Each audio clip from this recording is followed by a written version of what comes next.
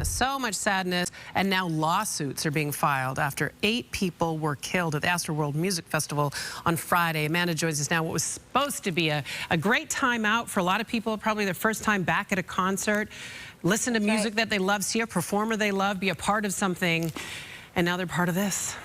And it was supposed to be a sweet homecoming for Houston with Houston's very own Travis Scott. People traveled from all over the country to attend Astroworld Music Festival. Variety is reporting this morning that Travis Scott will refund tickets to everyone who attended the Astroworld Festival on Friday. This follows Travis Scott having a documented history of encouraging a chaotic energy at his live concerts, including moshing, rushing the stage, and even violence. On Instagram yesterday, the rap superstar talked about his fans.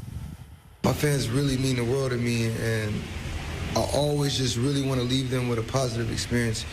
And anytime I can make out, anything that's going on, I stop the show and, help them get the help they need, I could just never imagine the severity of the situation.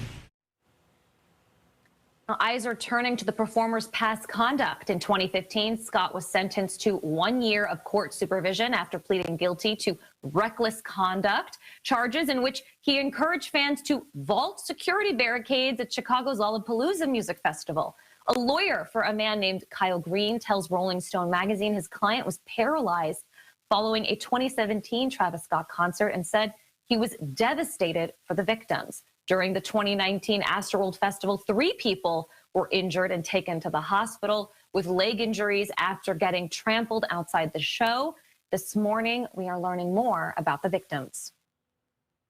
23-year-old Rodolfo, aka Rudy Pena, was a college student visiting from another city to see one of his favorite artists when he was killed in the surge. Friends say he was studying to be a border patrol agent. The family of 21-year-old Axel Acosta says he had gone missing after he traveled from Washington to attend the concert. They later found he was the unidentified victim in a description released by authorities. 21-year-old Franco Patino, a senior at the University of Dayton, Ohio. He was attending with his longtime best friend. Patino is being remembered as an outstanding friend who put his all into everything. Roddy Ricch, who performed earlier during Astroworld, will donate his net compensation to the families of the victims. Drake, SZA, and Master P were among the Astroworld performers. Lawsuits have already been filed against Travis Scott and Drake.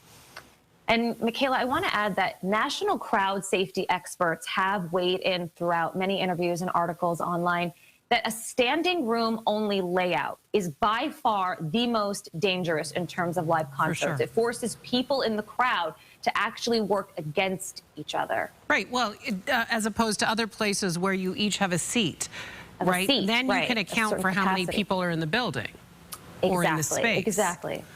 50,000 people were in attendance at the Astroworld Music Festival, and only a little over 1,000 private security and police officers were there on the scene. All right. Lots of questions remain. And as you said, the lawsuits begin. All right. Stay on top of this for us as you always do. We appreciate it, Amanda. Yes.